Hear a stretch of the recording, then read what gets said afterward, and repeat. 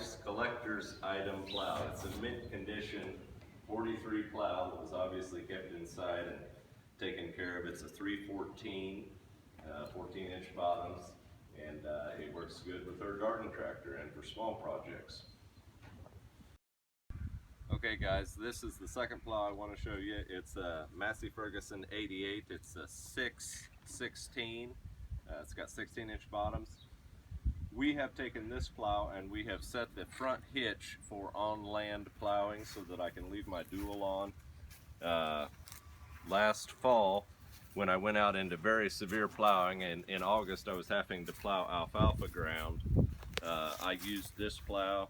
Super heavy. We've got good shares on it, and obviously I wanted to pull with the big tractor. It's very hard to pull a plow in August when the ground is hard. But these plows were not recommended from the factory to run on land, but you can run this plow on land if you have your rear tires set super narrow, row crop. Okay guys, we are in the field. Like I said earlier, it is the 1st of March. What we're doing with the plow this time of year is we're plowing terraces. I have switched to the Massey Ferguson 88 Furrow plow. If you look behind me, the hitch is set so that my tires would be driving in the furrow. Now, you probably, I don't know if she can quite catch the tires, but you can see that I have duals on the tractor so that I'm unable to drive in the furrow.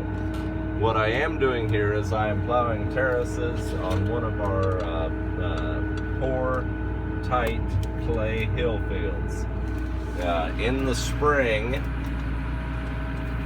the ground is super mellow, and it's a good time to plow these poor hills and push them up. This field here, we have been in a wheat clover rotational grazing rotation. We have a row crop on it about once every 4 or 5 years. So this year, we are going to have soybeans on this part of the hill where I am plowing terraces. Right above us here, there is a wheat field. And so in this field, there's probably 6 or 8 terraces, and we do, you can call it strip cropping or whatever you want to call it, but we have some terraces that are in wheat, and we will have some terraces that are in soybeans. So the reason we're pulling with this dual tractor is our job this morning is to push up terraces. Through time and weathering, water, erosion, etc., terraces break down, and so this is one of the things that a farmer has to do to his terraces occasionally, and that is plow the terraces back up. You'll see that the plow is throwing the dirt up onto the ridge, and we will plow both sides of this terrace, the top side and the bottom side. And the plow throws the dirt one way, so we go one way going down and the other way coming back, and we push the terrace back up. In effect, we give it about 4 more inches of height. Through time and through tillage, this terrace will break back down. So, the other thing that I want to discuss here is plowing. Why do we plow? So as an organic farmer, there's a couple ground rules that I use to decide if the plow is the tool for the job. First reason, or the first thing that I'm thinking about is I always want to be plowing something down. I don't want to be plowing bare soil and returning up bare soil and leaving the soil exposed for extended periods of time. Obviously then you become vulnerable to water and wind erosion. But you want to be plowing something down. An example of that, like I said at the start of the video with the big on land plow, last fall in August I plowed down standing alfalfa. That ground had been in alfalfa for 5 years, and it was time to break it out and go back to wheat. This ground here, the reason I'm plowing here is that I want to push up these terraces. The space in between these 2 terraces, after I get these terraces pushed up, I will come back with my chisel plow which leaves all of the residue on the surface. So I want to emphasize the only thing we're here doing today with the plow is reshaping terraces. And we're using the dual wheel tractor so that we can really sink that plow in and really push that terrace up.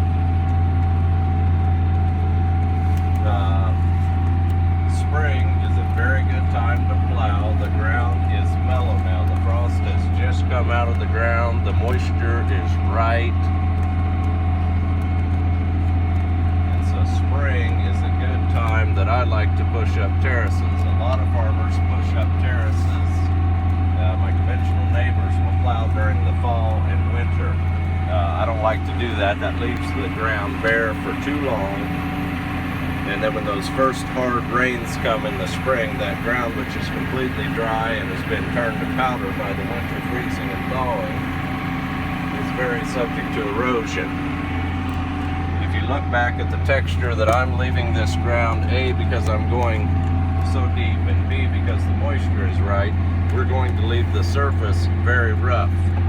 I will not come back and smooth these terraces down. That will be about a month or a month and a half from now when I get closer to the time that I will actually plant the bean crop. So the time that I leave this soil bare, I will leave it in this rough condition so that it's not subject to wind or water erosion. So the rules for the plow. I am full tillage. I am an organic farmer. I do like the plow. You need to know how to use the plow, and you need to know when to use the plow. So, good rule of thumb, always be plowing something down. Always be incorporating something. For instance, if you spread lime, that would be a good time to plow. Ironically, on this field, I did spread lime. So that's another reason that we're out here with the plow. I spread lime. There's a little bit of whiteness you're seeing there, and that is some of the lime that's rolling into the ground. So I spread lime here a couple weeks ago. I knew that we were going to row crop this field, and I know that it is poor soil, so I am attempting to give it the best treatment that I can. If you look down at the ground here, you can see that we have that red clover cover crop. We spread lime. We're coming and pushing up the terraces, and if I do get the opportunity, I will haul manure out of the feedlot on this field. Anyway, when I started farming this particular field, it was about 25 years ago, and those first years that I farmed it, we couldn't get the plow through the ground. It was very frustrating.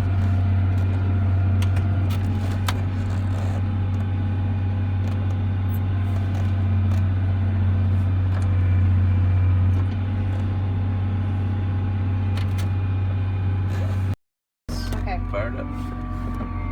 Okay guys, had a little technical difficulty there, but we got it regulated. Lost the hydraulic line.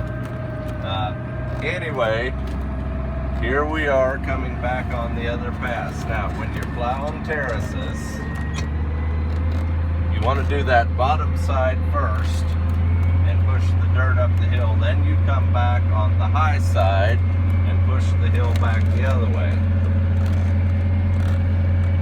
And I'm not quite lined up here. I'm starting on a curve. If I get through the curve here, then it will give you a better demonstration of what we're doing. So now the plow is in the right place, and it's rolling that furrow up onto the other side, and it's building the terrace up.